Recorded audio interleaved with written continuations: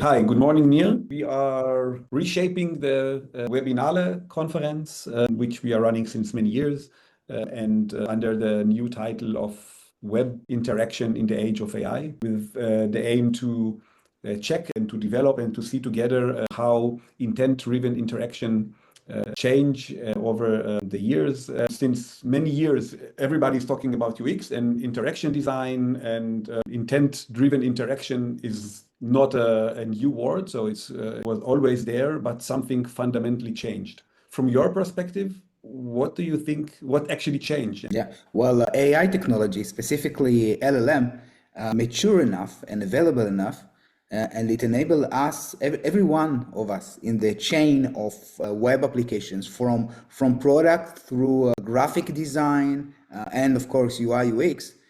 Today, it's literally enable each one of us to become a one-man army. So it's much more than just generating mock-ups or tiny web interactions for landing pages. We can see a huge leap forward for building a real working product. And it depends. As a developer or as a UI UX researcher, I can use this tool to actually do something end to end. And that's amazing. That's a huge leap forward and a real change in the industry. So the role of the developer in the whole process changed. It's much more than this. I believe that there's a new role definition. It's not a developer or designer anymore. It's an orchestrator. Okay. We're becoming an orchestrator of intelligent tools that work for us. We still need to know our craft. We need to know what we're doing. We need to be professional in our job. But the whole part of actually doing the hands-on work is less and less relevant. So instead of being a graphic designer, I'm becoming an orchestrator of intelligent tools that build the vision for me. Instead of being a hands-on, coder that actually type the keyboard and implement the product, I become an orchestrator of intelligent agents that build it for me. So that's I believe, a new way to think about it, to redefine our profession. If we're looking at, let's say, old termination, you have the UX, UI designer, you have the front-end developer, the back-end developer, the full stack.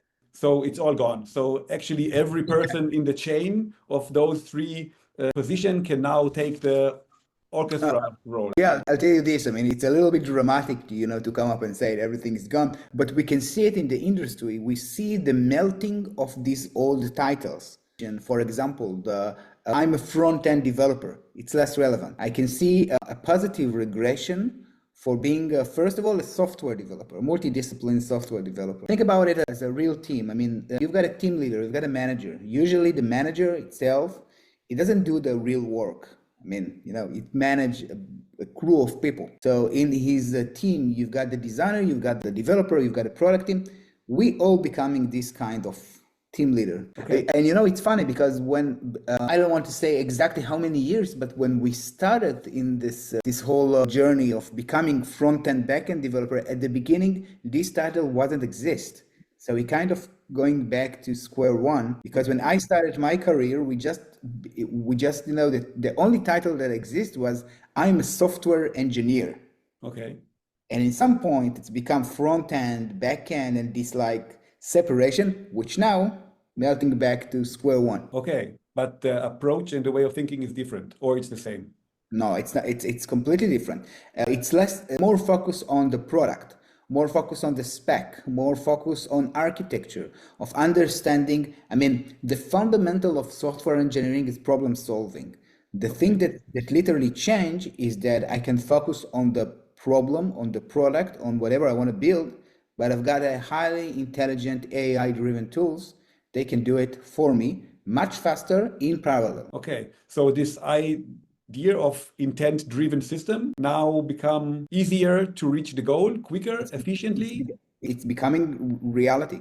I mean, it's moving so fast that if we had this conversation a year ago, we might have said that these tools are kind of still, it's not production ready. The quality of the output is not good enough. But right now, as we speak, January 2026, we are almost there. But again, it doesn't mean that you can replace traditional professionals. You still need to know what you're doing, to know your craft, to be a professional in your niche, whatever it's UI, UX, programming, or product. you can focus on the whatever you want to build, and in a way, you can build it without a physical team. In the whole scope of a team, I can avoid part of the team, or I don't need anymore. Minimize. Yeah, I would like to use the term minimize, because you can't completely remove the role of a professional software developer, because you need at least one of them in order to be able to review and to be able to be in control. We call it the human in the loop, but you don't need a team of 10 of them. So I need to have people with professionals, so I can come to a prototype very quick. Then this is where actually the quality of the human in the loop is coming back again? Yeah, we call it the great filter. They still need to be human in this whole process, but I want to focus on something that it's not a prototype anymore. I mean, I can tell you that I've seen a lot small teams of squad of professionals being able to bring a product to production with minimal amount of people involved. It means that if in a traditional, let's talk about web, because that's one of the things that we focus on. Like traditional team, yeah, probably you need to at least have one person who specializes in DevOps, obviously. Someone who specializes on UI engineering, the front-end developer, someone who specializes on back-end technologies. And you need to have a product team or a product person that know how to tie everything together. And obviously the graphic design. Today, you can, with the state of AI technologies, you can focus on one software engineer that is able to be the filter for the DevOps backend frontend. So you reduced 3 people into 1, but there's a price for it. It means for all of us, we need to shift from thinking of this separation of expertise and going back to I'm a software engineer. I need to bring back the skills of architecture, of understanding the entire life cycle of software engineering, and less on specific technologies, less on Python, TypeScript, this framework, that framework. The implementation details are less important than before. Okay, so being very direct, and I guess this is also a question that a lot of people now are saying, okay, so I need to have those skills, I need to have a specific level of knowledge. Yeah. And there are some researchers about companies who are actually looking now for mid-level and senior developers. So actually, there is a problem now. Where is the role of those positions in the loop? How can I make sure that I build up my new generation that will be able to have this level of knowledge when they don't even use it anymore? Yeah, I totally agree that there's a huge problem currently in the industry, which it seems like the whole junior level is disappeared. I mean, I can tell you that I look around and almost every position these days in the world of software engineering is exactly what you mentioned. It's mid-level and above, because this kind of people already gain the knowledge of being able, things that you learn a long time. I believe that eventually there's going to have to be a shift in the education level, because when the universities and academics still teach software developers these old skills, like a lot of focus on implementation details, it's just the output is juniors that are not ready to be orchestrated. No one knows how to predict the future. Yeah. But think about it, like 3 years in the university, when you learn the skills to be an orchestrator of life cycle of software development, and less on specific language technologies, even the whole idea of code as a black box. So it's a change that need to start somewhere else at the beginning. So actually what you're saying, I don't need to learn Python anymore, the basic stuff. I don't need to learn the different languages or frameworks. What I need to learn is what I can do with them, and of course, to be able to orchestrate them into the future. I can tell you my story. I started my career as a Java developer before I entered the world of JavaScript 18 years ago. Learning the syntax, the specific programming language, was a big deal. We didn't have the internet available, Stack Overflow, obviously no LLM learning technologies. We bought books, and there was a huge focus of you need to know how to code, basically, if you're a software developer. Today, it's not relevant anymore, but again, that's the tricky part. I can tell you that today, even though I've got many years of experience with TypeScript or JavaScript is my main language. I'm able to produce code written with other programming languages in production level quality. So the syntax is not important anymore. You need to understand other things. That's the reason I'm saying that the challenge is that you still need to have a human professional that can review the results, but it's reducing the need for many people focusing on different programming languages and frameworks. Okay, so you will reduce the interaction. So there is not that some roles, the roles or the team or the squad, as you mentioned, will be always defined, depend on the need. Less people, but depend on what I need in the process. So what I intend to reach, then I will create my team, and then and then this will depend on result orientation. Yeah, I mean, if I think about it, once AI technologies are being able to implement, to do the hands-on work, the dirty work. Let's not talk about software engineers. Let's talk about a design team. You have a head of design. You've got the chief designer. He's putting out the idea, the vision, the look and feel, the design system that he would like to build. But technically speaking, not so long ago, in order to actually take this design system and implement it, he had to have at least, I don't know, 2 or 3 or 4 designers that actually doing the hands-on work. Now he doesn't need a lot of people. It's enough. He can do it by himself with a team of agents, of AI agents. He just need to provide a focus on the spec. There is a new trend going on. We call it spec-driven development. Okay. If you know how to write the spec very clear, you can provide it as an input to a large language models that understand language very well, but it needs very well-defined instructions. And then literally, you can get very close to the results that you aim for. And the human filter is the professional that makes sure that this code, before he finds his way to production, is, for example, secured enough so data won't leak out. That's the different interaction points where the professionals fits in. You can produce code by yourself. Let's say that you're wrong. Let's say that you want to build a new landing page for marketing a new webinar or conference or convention. You don't need any more team of people around you in order to get something working. Not at all. But you need to be very clear and have the skills to describe exactly what you want to get. And maybe just before you deploy it on a website, let's say there is a form there and maybe some personal information, you can consult with a professional to just review it and say, well, I just want to make sure there is no data leak or something that can break down, and you're done. Previously, you had to outsource it into a team of web developers just to get up with a website to promote a conference. So what tools you can get to adapt and to understand and to develop yourself, and you need to know to orchestrate things, but what can help you be better in this? So first of all, it's that shift that we are talking about. This is the kind of things that I teach, junior developers today and students that I'm working with. First of all, you have to do this shift, this mind shift. When I see today people still going to learn a very specific niche in technologies, specializing in a specific programming language or framework, that's a big no-no. That's the first part. Because once you change the way you think about it, once you understand the big shift, it's much easier to build your roadmap of exactly what you need to learn. And now specifically what you need to learn, it's a combination of 2 things. First of all, we talked about it a lot in this interview. It's learn more about the big picture. Problem that I'm trying to solve, to see like we say, to becoming an orchestrator.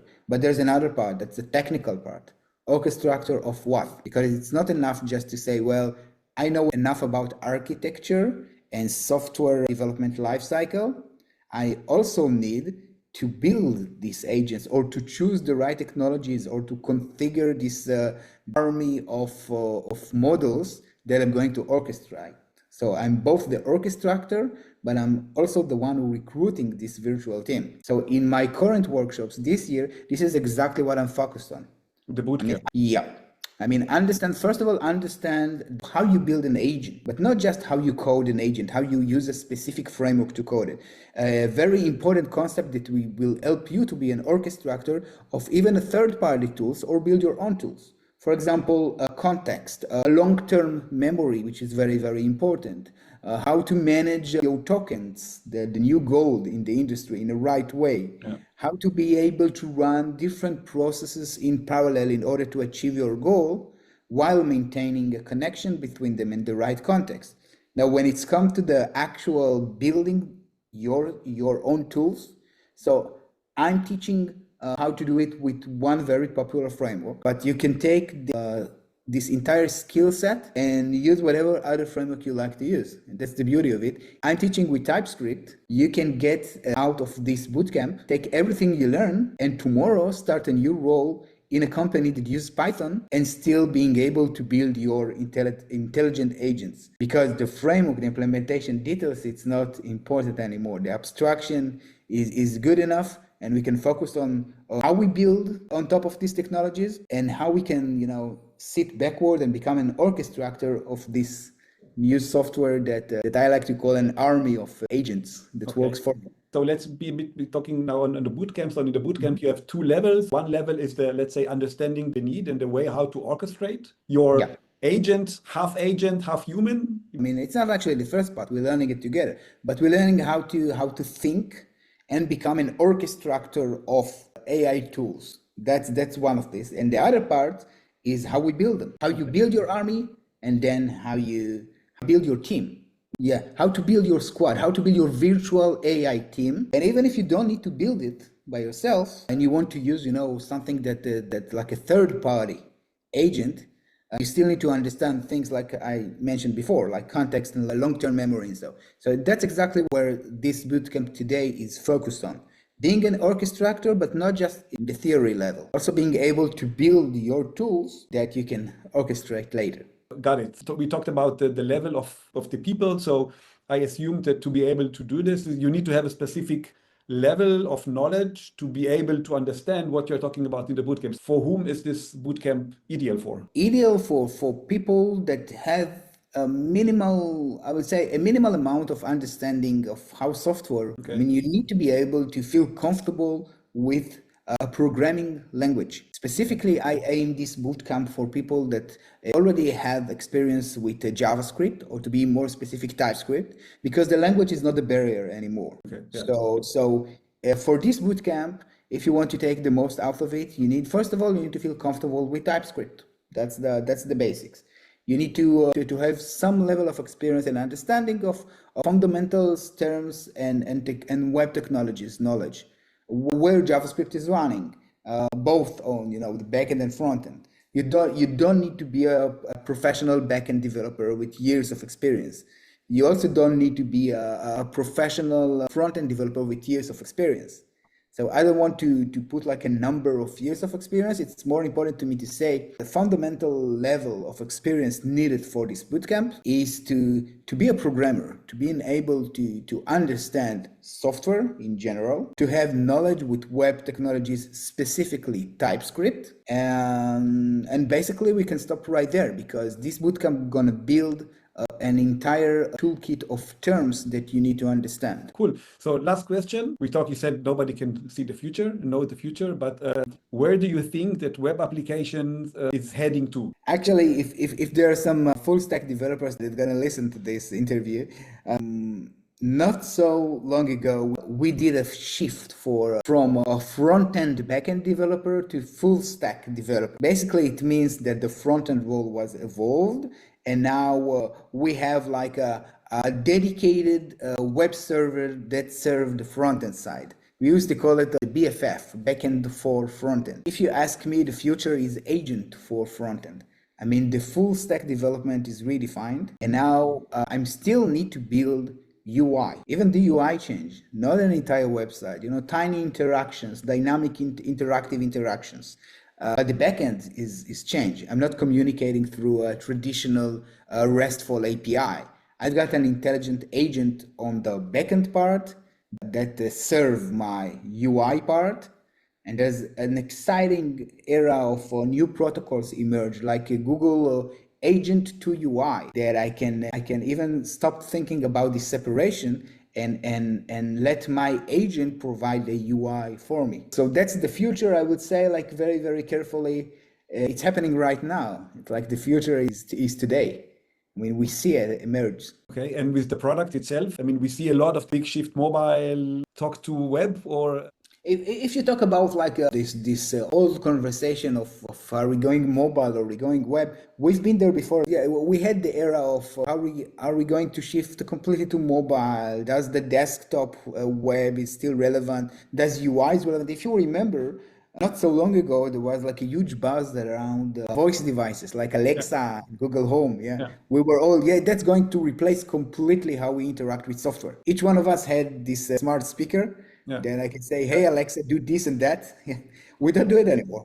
It's completely like disappeared. Today, there's a good chance that voice-activated wearable device will actually be the standard way to interact with software, much more than before. I think that today, because of AI technologies, it's not about a mobile or laptops anymore. It's enough that you got your own smart watch or like a tiny device that you can talk with and let the AI technology do the work for you. Yeah, once we get into a point where the actual keyboard might not be relevant anymore, and voice to text today is much more reliable than before. So it's an interesting era. Cool, super.